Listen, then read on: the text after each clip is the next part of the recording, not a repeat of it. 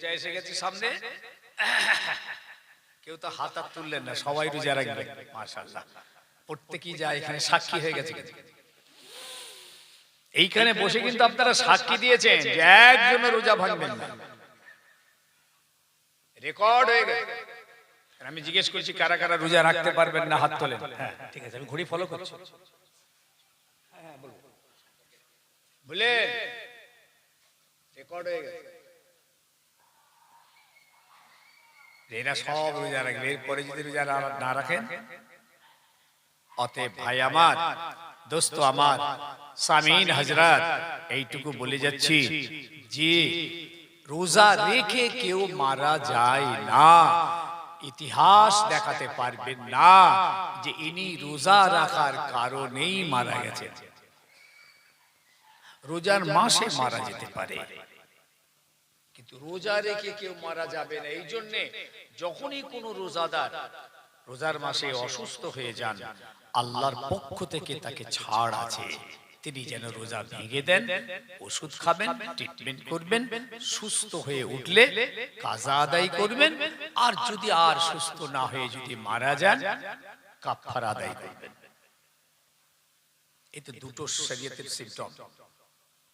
রোজার মাসে মারা যাবার কোন, রোজার মাসে মারা যাবে, রোজা রেখে কেউ মরবে না, কেউ রোজা রেখে মরবে না, আল্লাহ পাকের পক্ষ থেকে ছাড় আছে। ফামান কানা মিনকুম মারিজান আও আলা সাফারিন ফাইদ্দাতুম মিন আইয়ামিন উখর, যারা রমজান মাসে অসুস্থ হয়ে পড়বে, বিমারি হয়ে যাবে, তাকে ছাড়, ভালো হয়ে গেলে পরে কাজা আদায় করবে। আও আলা সাফারিন, কেউ যদি সফর অবস্থায় থাকে, আল্লাহ বলছেন তোমার রোজা মাফ। যখন ঘরে ফিরে আসবে, মুকিম হবে, তো রোজা রাখবে। আলহামদুলিল্লাহ, বেশি বাড়াবো না, ওয়াজ তো জীবনে অনেক করে ফেলেছি আপনাদের কাছে, আল্লাহ আমাকে হেদায়েত করুক। ভাই সাহেব, একটু আজকে আরেকটা কথা শুনে বেশ খুশি হলাম যে আপনারা একটা মক্তব শুরু করেছেন। মক্তব খুব গুরুত্বপূর্ণ কাজ, বাচ্চাদের শিক্ষা, বাচ্চা ছেলে মেয়েদের যে তালিম, কোরআনের হাদিসের পাক নাপাকের, হক নাহাকের, সত্য মিথ্যার উপরে যে তাদের তালিমটা হবে, এই তালিমটা ফরজ। আপনি জানেন আল্লাহর হাবিবের হাদিস মোতাবেক ইলম শিক্ষা করা ফরজ বলেছেন রাসূলুল্লাহ, ফরজ। সেই শিক্ষাটা হলো কোরআন হাদিসের শিক্ষা। আপনার মেয়েটা বলুন তো, পাক নাপাক, হালাল হারাম, জায়েজ না জায়েজ, ন্যায় অন্যায়, এই জ্ঞানটুকু কি করে হয়? তো আমি চ্যালেঞ্জ করছি, এই গ্রামে কিছু মহিলাকে আপনি যে জিজ্ঞেস করুন তো, যে মা আপনি কলমা রাদ্দে কুপারটা পড়ুন তো, তা তো বলতে পারবো না। আচ্ছা, ইমানে মুজমালটা, তা তো বলতে পারবো না, ওটা আমাদের কেউ পড়ায়নি। আচ্ছা, ইমানে মুফাসসাল, আমিও ওসব বলতে পারবো না, একটাও বলতে পারবো। আচ্ছা, উজুর ফরজ কটা যায়? আমি তো উজুই করিনি হুজুর, আমি সে কি বলবো, আমি উজু আমি জানি, নামাজই পড়ি, এটা উজু। হ্যাঁ, জিজ্ঞেস করে দেখুন, এই যে জঙ্গল, আর এই জঙ্গল নিয়ে আমাদের ঘর সংসার, সেই জঙ্গল থেকে যেসব প্রোডাকশন বাল বাচ্চা আল্লাহ দিচ্ছেন, সেসব কি তৈরি হচ্ছে? এ ওয়াজ তো আমি বহু করেছি জীবনে। ভালো আওলাদ, ভালো সন্তান, নেক সন্তান পেতে গেলে প্রথম নম্বরই হলো মায়ের রেহেম পাক হতে হবে। আর মায়ের রেহেমকে পাক রাখতে গেলে সেই মাকে শরীয়তের জ্ঞান, দোয়া দরুদ তাসবিহ তেলাওয়াতের জ্ঞান তার মধ্যে রাখতে হবে, তাকে নামাজি হতে হবে, পর্দানিশীন হতে হবে, দিনদার হতে হবে, রেহেম পাক থাকবে। আর বাপটাকে চরিত্রবান হতে হবে।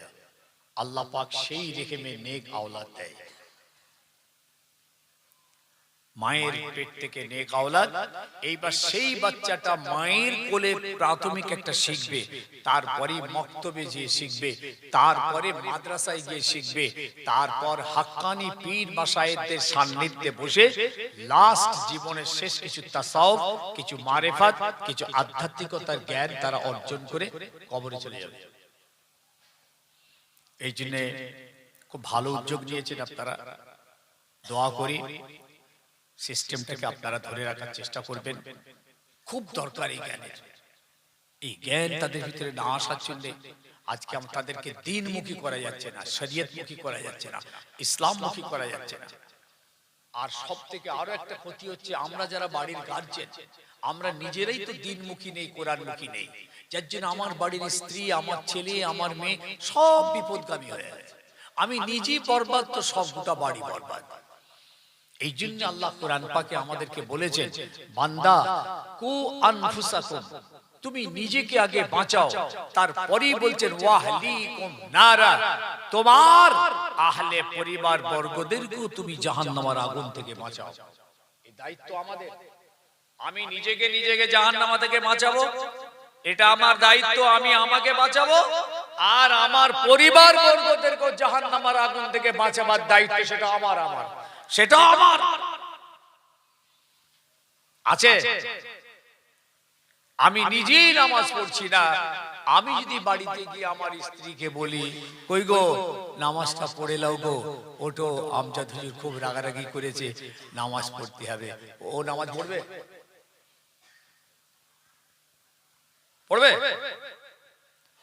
আমি একটা সিম্পল বলছি, আপনার যে ছেলেগুলো মক্তবে পড়তে যায়, মাদ্রাসায় পড়ে, মাদ্রাসায় হাফেজ পড়তে দিয়েছেন, মৌলানা পড়তে দিয়েছেন, এই 7 বছর 8 বছর 9 বছর 10 বছর বয়সের, এই 10 বছর বয়সের ছেলেগুলো না ওইখানে জামাতে নামাজ পড়ে, মাদ্রাসায় দেখবেন আর প্রত্যেকটা ওয়াক্তে নামাজ হচ্ছে, দোয়া হচ্ছে, দরুদ হচ্ছে, তাসবিহ হচ্ছে, তিলাওয়াত হচ্ছে। এইবার সেই ছেলেগুলো যখন ঘরে এসে বাপকে দেখছে নামাজ পড়েন, তখন বলবে, কই গো আব্বু নামাজ পড়বে না? আম্মু নামাজ পড়বে না?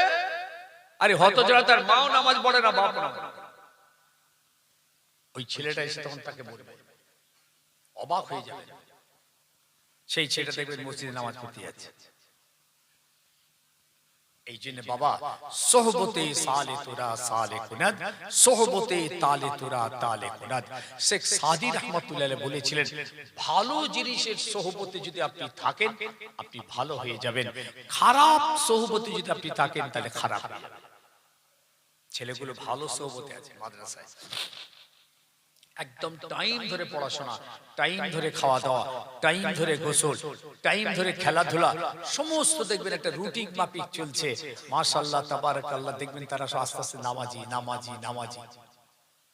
ছোট থেকেই তো হবে না, কুঞ্চি পেকে গেলে হবে, কুঞ্চি পেকে গেলে তখন আপনি ঘোরাতে পারবেন না।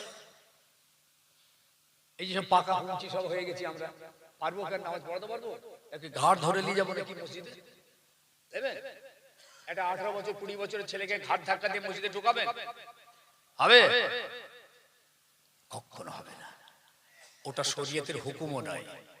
লা ইকরাহা ফিদ্দীন, দ্বীনের মধ্যে কোনো জবরদস্তি নেই।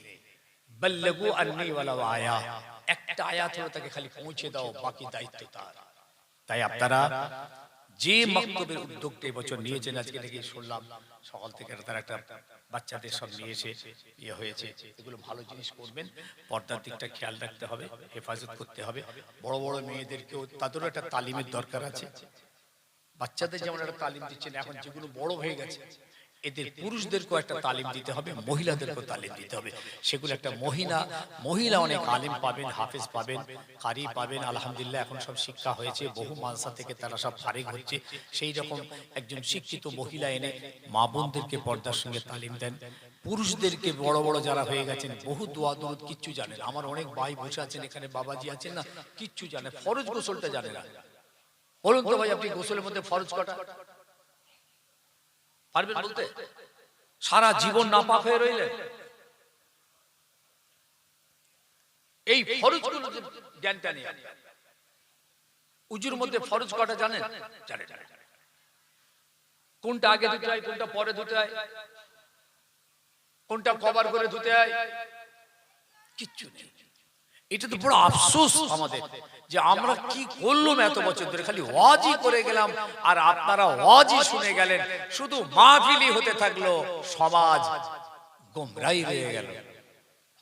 খবরদার, আল্লাহ পাক আপনাদেরকে মসজিদ চলছে, মাদ্রাসা চলুক, একটা মক্তব চলুক, আস্তে আস্তে ওটা আরো ডেভেলপড হোক, আরো সুন্দরভাবে তার পরিকাঠামো তৈরি হোক। আর মাহফিল তো আপনাদের বেঁচে আছে, আল্লাহ পাক কবুল করেন, বলুন আল্লাহুম্মা আমিন, আল্লাহুম্মা আমিন। এইবার হাত তোলেন, কারা কারা রোজা রাখবেন ইনশাআল্লাহ। আল্লাহর কাছে ভরসা করেছি, হাত তুলে দেখায়, একবার আল্লাহকে দেখায়, ফেরেশতারা দেখুক, আল্লাহ পাক সাক্ষী হচ্ছেন। মাশাআল্লাহ, নারে তাকবীর, নারে তাকবীর। আরে বদরের যুদ্ধে সাহাবীরা রোজা রেখে যুদ্ধ করেছিলেন, রোজা, সাহাবীরা রোজা রেখে যুদ্ধ করছেন।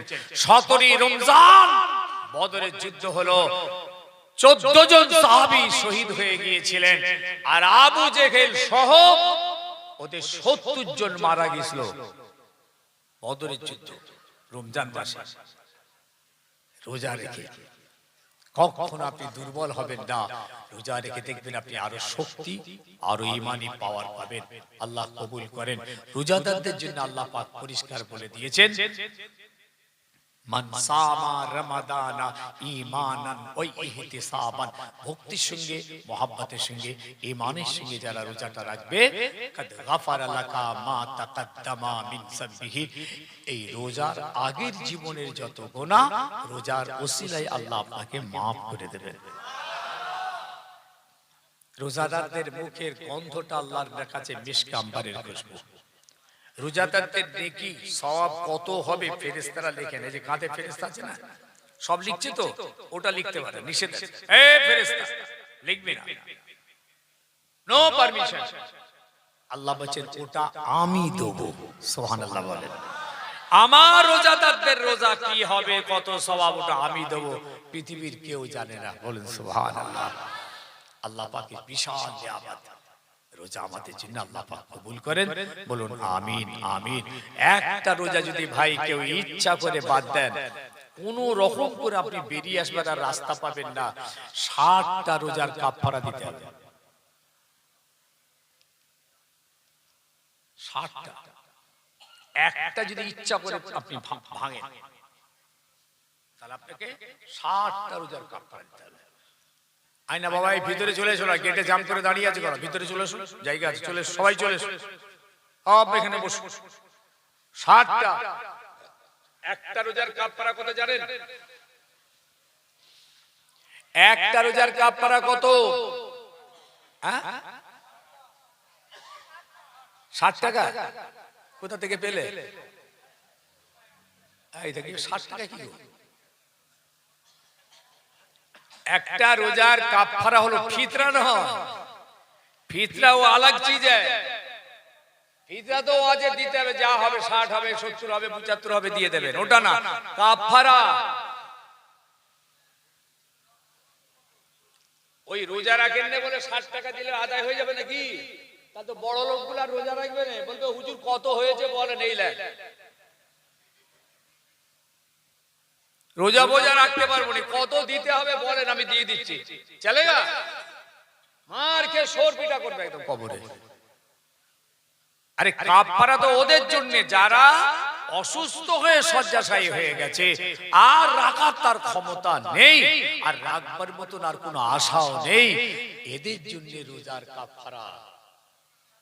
তুমি চাঙ্গাওয়ালা হাতির মতো খেয়ে বেড়াচ্ছো, ষাঁড়ের মতো।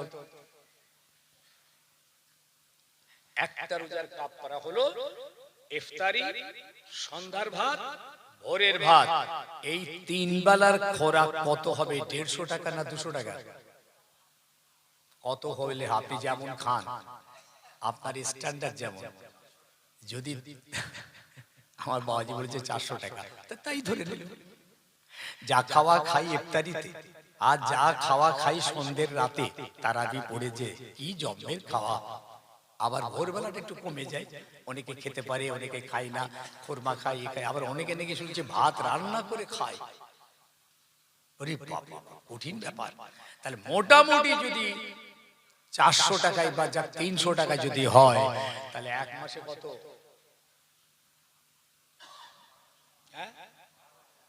এই 12,000 টাকা এক মাসে, তাহলে এক বছরে লাগাও, ক্যালকুলেটর লাগাও, 1,44,000। 1,44,000 হলো এক বছরে আপনি রোজা রাখেন 30 বছর,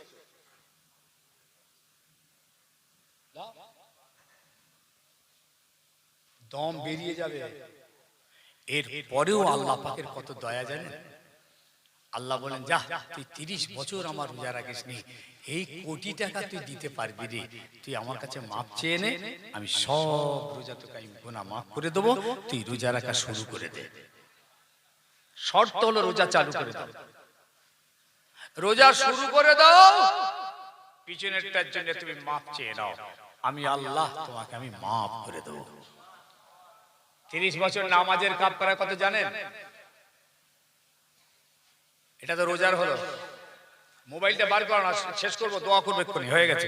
মোবাইলটা বার করো, মুখে হবে না, ও অঙ্ক মিলবে না মুখে। মোবাইলটা বার কর না রে, এই ছেলেগুলো কোথায় গেল? 24 ঘন্টা পাবজি খেলছে, এখন মোবাইল বার কর, মোবাইলটা বার কর, ক্যালকুলেটর ধর। একদিনের নামাজের কাফারা হলো 360 টাকা, 6 ওয়াক্তে নামাজের কাফারা, একটা করে ফিতরা 60 টাকা, ফিতরা হলে 6 ওয়াক্তে 360। এবার হিসাব করো, করছো? কি একটারও মোবাইল নেই এখানে নাকি? হ্যাঁ, ও বাড়িতে রেখেছে, ভালো ছেলে তো, হ্যাঁ ভালো ছেলে রেখে।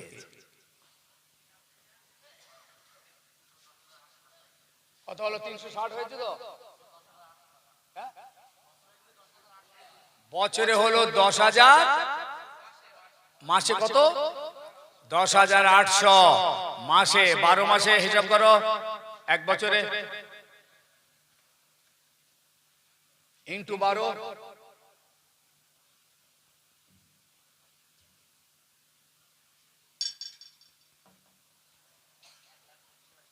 1,29,600 ইন্টু 30, 30 বছর, দম বেরিয়ে যাবে একদম।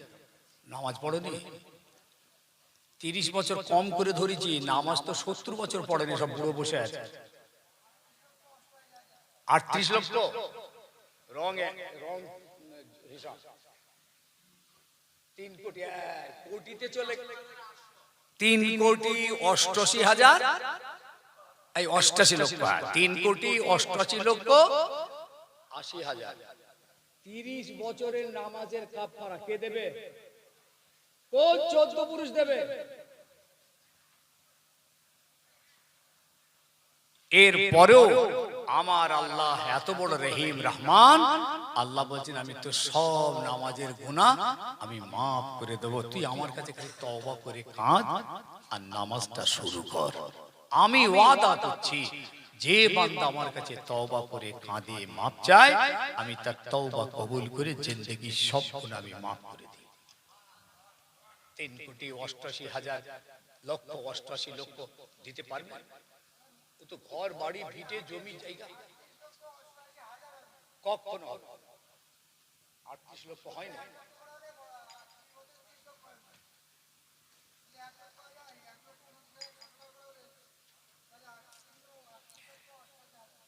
এক মাসে কত হলো? এক মাসে করো আগে, 360 হলে 30 দিনে কত?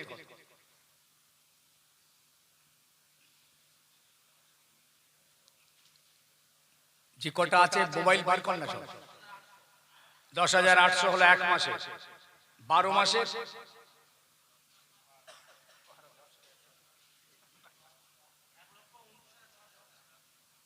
1,29,600 হচ্ছে, মিলছে তো?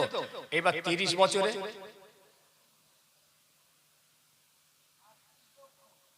এই দেখ,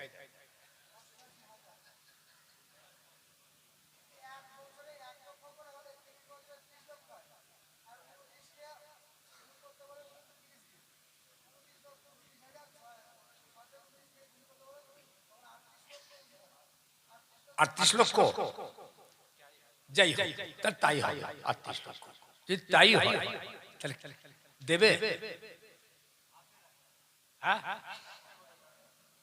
দেবে?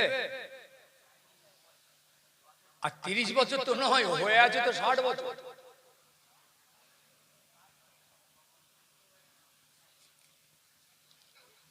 বাবা এই যে বড় লোকগুলো বলছে কত নামাজের কাফারা হুজুর বলেন, আমি দিয়ে দিচ্ছি, দেবে 38 লক্ষ কত হয়েছে, দেবে? দে না বাবা, তা তো ভালো হয়, তোর নামাজের কাফারা গুলো সব মাদ্রাসায় পাঠিয়ে দিই। এইরকম করে চলবে না, হিসাব করে বাঁচার চেষ্টা করো। কেউ কবরে যাবে না, আর কেউ বাঁচাতে যাবে না, কেউ আমাদের পাশে থাকবে না। নিজেকে বাঁচিয়ে নাও, এখনো সুযোগ আছে, সহজ পন্থা আল্লাহর কাছে ইস্তাগফিরুল্লাহ ওয়া তুবু ইলাইহি, আল্লাহর কাছে তওবা করে মাফি চাও, আল্লাহ আপনার জীবনের সব গুনাহকে maaf করে দেবেন। এখনো maaf করার জন্য আল্লাহর ওয়াদা আছে।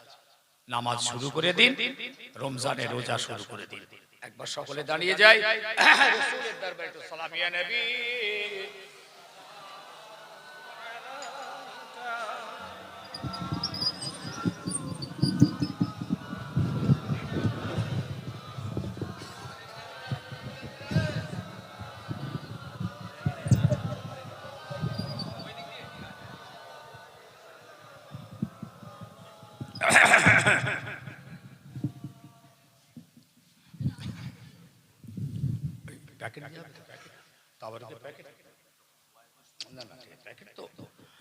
আচ্ছা ঠিক আছে ভাই, একটু লাইন করে দাঁড়াতে হবে বাবা, একটু লাইন করে দাঁড়ানো, নামাজের মতো একটু লাইন করলে সুবিধা হবে, তারপর একটা দিতে আমাদের সুবিধা হবে। একটু আগে পিছু করে লাইনটা করে নেন,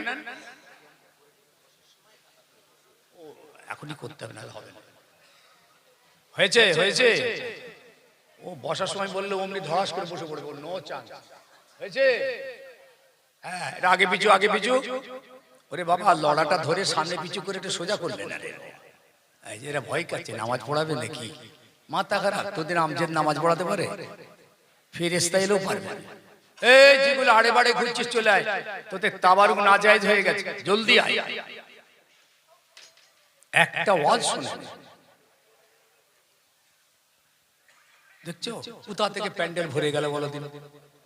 এই জন্যই এত বড় প্যান্ডেল করে, এদের কিছু জেন আছে, দেখতে পাওয়া যায় না, সব জেন এসে গেছে, পুরোবর্তী সব মানুষের সুরাতে চলে এসেছে, যত জেন মানুষের সুরাতে চলে এসেছে।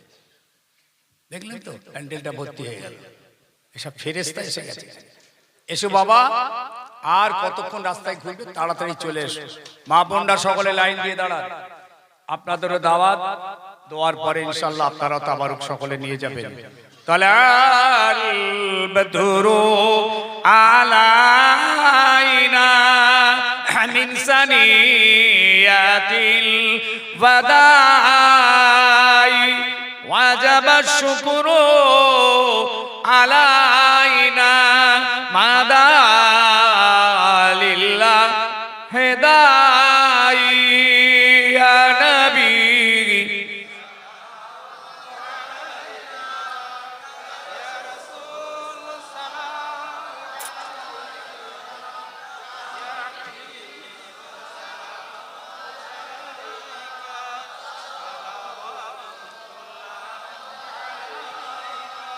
तुमको हो रफ़ात मुबारक, तुमको हो हशमात मुबारक, तुमको हो अज़मत मुबारक, तुमको हो उम्मत मुबारक या नबी सलाम।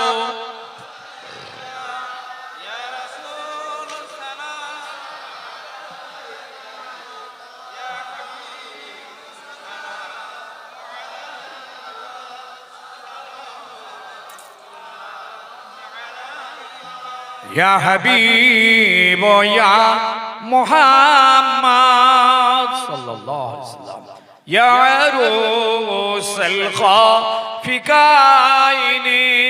या मुमय्यद या मुमाज़्ज़द, या इमाम अल क़िबलतैनी, या नबी सलाम।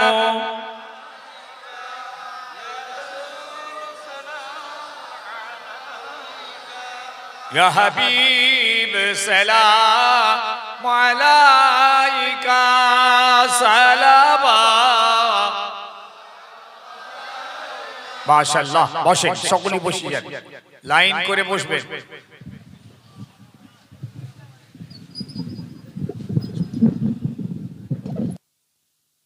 হ্যালো, ভলেন্টিয়ার ছেলেরা, তোমরা ছেলেদের তাবারুক দেওয়া শুরু করে দাও। ওরা ততক্ষণে পড়ুক, দোয়া টোয়া পড়ুক, সূরা ফাতিহা, ইখলাস শরীফ পড়ুক।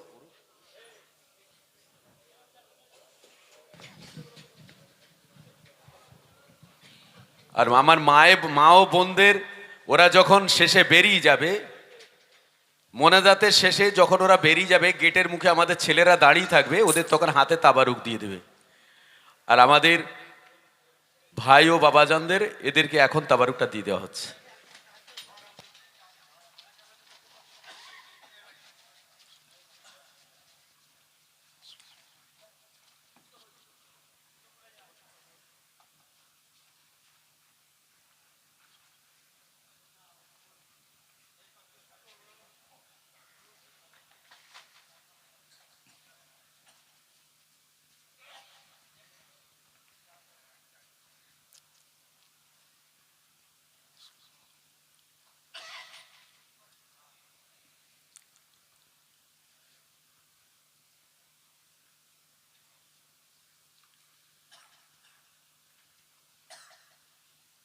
ফুরফুরা শরীফের কুইজ বলে একটি বই আছে, আমার গাড়িতে আমার সঙ্গে নিয়ে এসেছেন উনি। একটা করে রাখতে পারেন।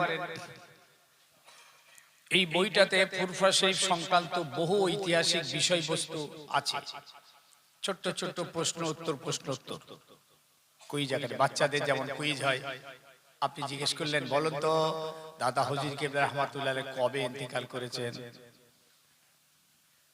কবে জন্ম তানার, তানার জানাজাটা কে পড়েছিলেন, দাদা হুজুরের কবরটা কে খুঁড়েছিল, জানেন? বলতে পারবেন। ফুরফুরা শরীফ নামটা কে রাখলো, এর আগে কি নাম ছিল? আচ্ছা, চার শহীদান হুজুরের মাথাগুলো কোথায় আছে? মাথা কোথায়? মাথা।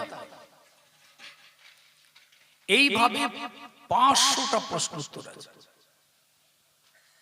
একজন আল্লাহর ওলি আছেন ফুরফুরা শরীফে, যিনি ফেরেশতাদের কাতারে গিয়ে নামাজ পড়তেন। ফুরফুরাতে তার মাজার। একজন আল্লাহর ওলি আছেন যার একটা পাথর ছিল, সেই পাথরে বসে তিনি হাওয়ায় উড়ে যেতেন। সেই ওলিটার নাম কি? বড় হুজুর পীর কেবলা রহমাতুল্লাহ আলাইহির দাদা হুজুর কেবলার ক নম্বর সন্তান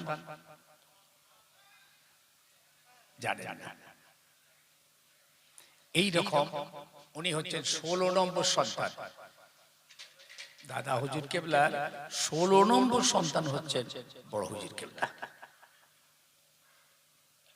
এইভাবে প্রশ্ন উত্তর করে কুইজ আকারে লেখা বইটা উনি লিখেছেন, অনেক মেহনত করে, অনেক তথ্য ইতিহাস ঘেটে একটা করে রাখতে পারেন। শুধু ছাপা খরচা হিসাবে 20 টাকা করে দেবেন, ছাপানো খরচা 20 টাকা করে দিয়ে সব ফোন নম্বর গুলো পাবেন। ওতে যত ফুরফুরার যত পীর সাহেব পীরজাদা আলেম ওলামা বক্তাদের সব ফোন নম্বর পেয়ে যাবেন, ওতে একটা করে নিয়ে রাখতে পারেন। সকলে আমরা একটু 3 বার আলহামদুলিল্লাহ শরীফ, 10 বার কুল হুয়াল্লাহ শরীফ, 11 বার দরুদ শরীফ পড়েন। মা বোনেরা আপনারাও সকলে তেলাওয়াত করেন, ইসালে সওয়াব হবে। আলহামদুলিল্লাহ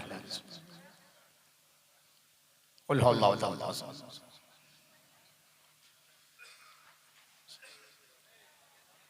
আল্লাহুম্মা সাল্লি আলা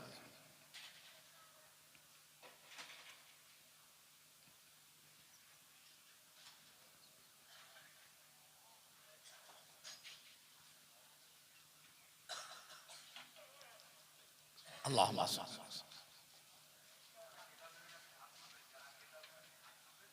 আল্লাহুম্মা সাল্লি